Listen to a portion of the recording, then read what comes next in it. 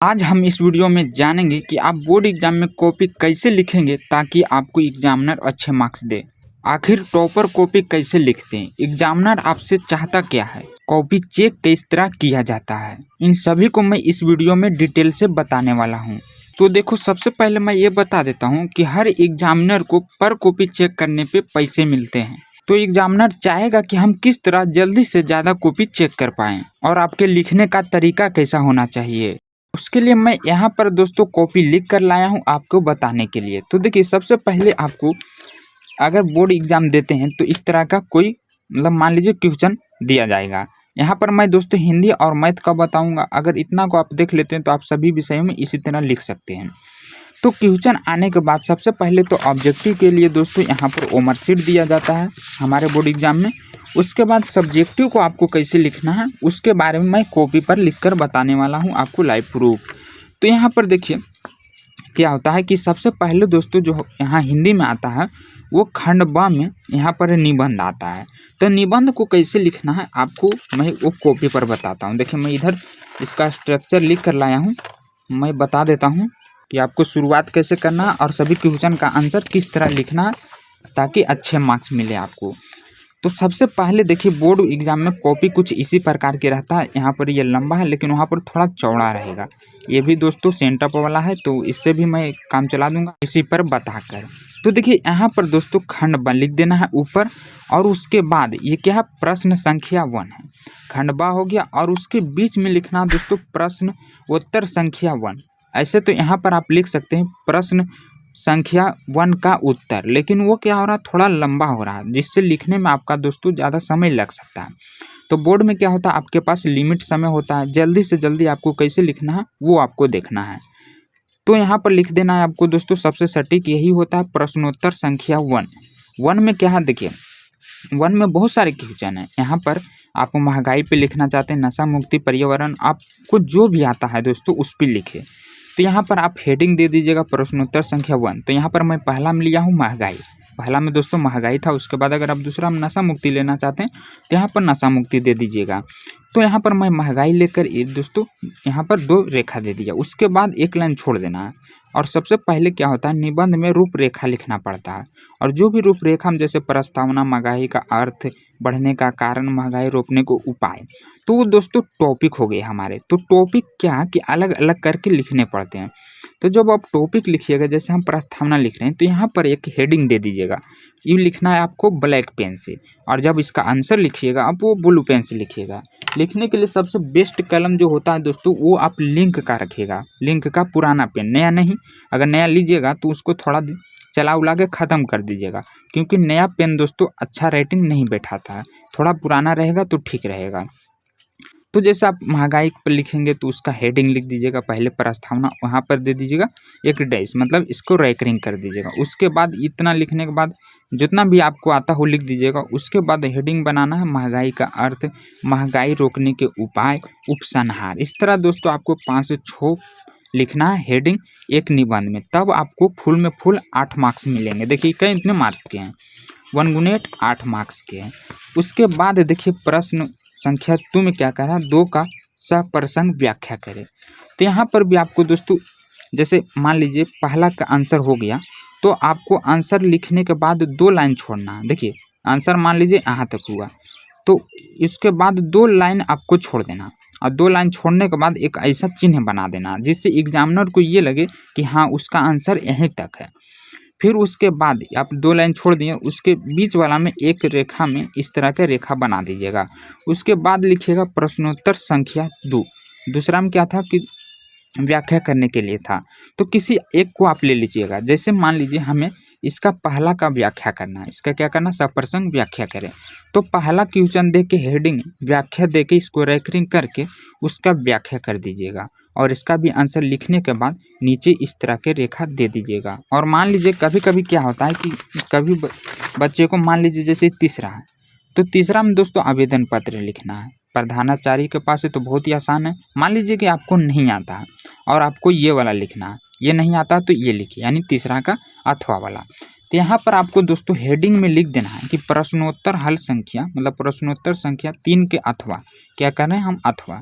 और यहाँ पर जो हमारा मेन हेडिंग था, अपने भाई के वैवाहिक कार्यक्रम का पत्र, तो ये आपको लिखना है। जैसा मान लीजिए अगर आप ये लिखते हैं तो अपने प्रधानाचार्य आवेदन पत्र, यहाँ पर ये हेडिंग बना देंगे। इस तरह आप लिखते हैं। यहाँ पर दोस्तों एक लाइन छोड़ देना, उसके बाद यहाँ से शुरू करना, सेवा में श्रीमान। और देखिए आवेदन पत्र के लिए एक पेज कन्फर्म रहता है, मतलब ये दोस्तों जो हमारा एक पेज रहेगा वहाँ पर थोड़ा छोटा रहता है और चौड़ा रहता है। तो आवेदन पत्र आप एक ही पेज में लिखे।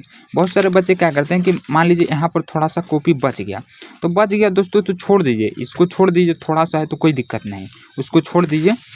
उसके बाद अगला पेज में, एक पेज में पक्का निबंध, यहाँ पर दोस्तों आवेदन पत्र लिख दीजिए, एक पेज में अट जाना चाहिए आपको। और जो फिर आगे के क्वेश्चन हो वो अगला पेज में लिखिए। यहाँ पर मैं लिख दिया हूँ, लेकिन ये ऐसा आपको नहीं करना, एक पेज में सिर्फ आपको निबंध ही लिखना, मतलब आवेदन पत्र ही लिखना, और इस जो आंसर है वो अगले पेज से लिखना है। उसके बाद मान लीजिए यहाँ पर दोस्तों प्रश्नोत्तर संख्या आप 4 लिखते हैं। तो इसमें क्या था, देखिए मैं दिखाता हूँ क्वेश्चन में इधर, कि यहाँ पर दोस्तों निम्नलिखित प्रश्नों में से किन्हीं 5 का उत्तर दे। बोल रहा है यहाँ पर 10 क्वेश्चन है, लेकिन हमें सिर्फ 5 ही बनाना है। तो मान लीजिए अगर आप पहला का आंसर नहीं जानते, इसे जानते हैं तो लिख दीजिए, नंबर बाई लिखिएगा तो एग्जामिनर को चेक करने में आसानी होगा। ऐसे मान लीजिए अगर पहला का आंसर नहीं जानते तो दूसरा का लिखिए, इसको लिखिए, इसको लिखिए, लेकिन एक क्रम में लिखिए, बढ़ते क्रम में, संख्या वाइज। तो यहाँ पर देखिए मैं इसका भी आंसर लिख के लाया हूँ, प्रश्नोत्तर संख्या 1 के पहला।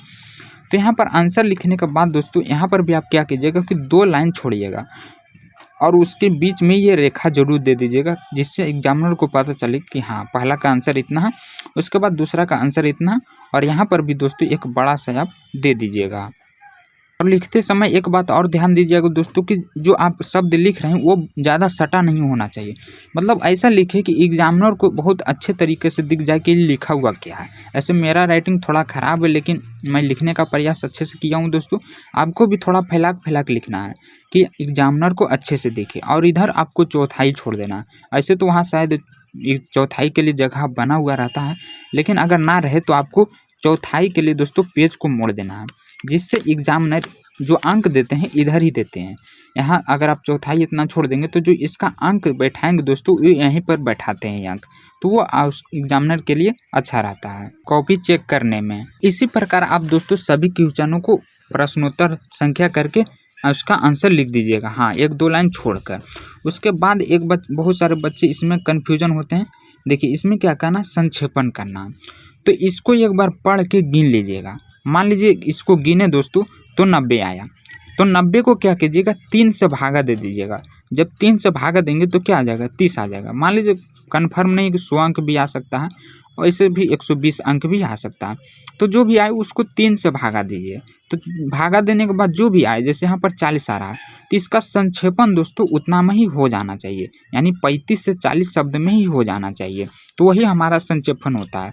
और लिखने के बाद आपको लिख देना कुल शब्दों की संख्या। यहाँ पर दोस्तों देखिए कुल शब्दों की संख्या लास्ट में लिख देना है आपको। शब्दों की संख्या मान लीजिए 100 है, और संक्षेपण संख्या, फिर उसके बाद है दोस्तों संक्षेपण संख्या। इसको मैं लिखने का तरीका बताऊंगा एक वीडियो बनाकर। संक्षेपण शब्द कितना आया, 40।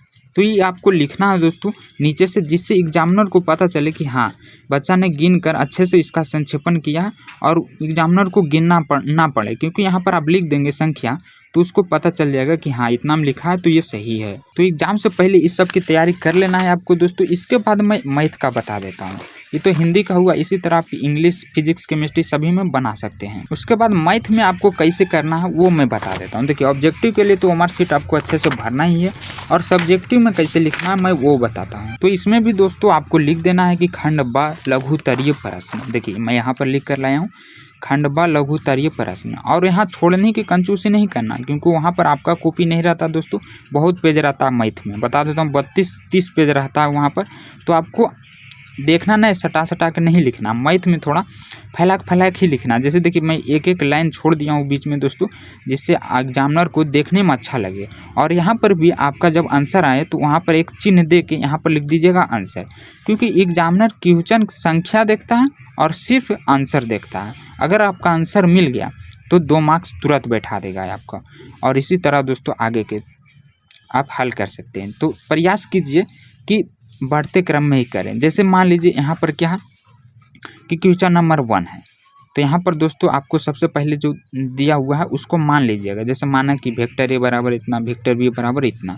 बहुत सारे बच्चे को क्वेश्चन कठिन लग रहा होगा तो आप छोड़ दीजिए, क्योंकि 30 क्वेश्चन आधा बनाना, तो इसे छोड़ दीजिए, दूसरा से शुरू कीजिए। हाँ, लेकिन बढ़ते क्रम में होना चाहिए। जैसे हम दूसरा से शुरू किए हैं तो दूसरा के बाद तीसरा होना चाहिए, फिर चौथा होना चाहिए, 5वां होना चाहिए या 8वां भी हो सकता। ऐसा ना कि फिर यहाँ तीसरा बनाए हैं उसके बाद जाके पहला बनाए हैं, तो एग्जामिनर को थोड़ा चेक करने में दिक्कत हो सकता है।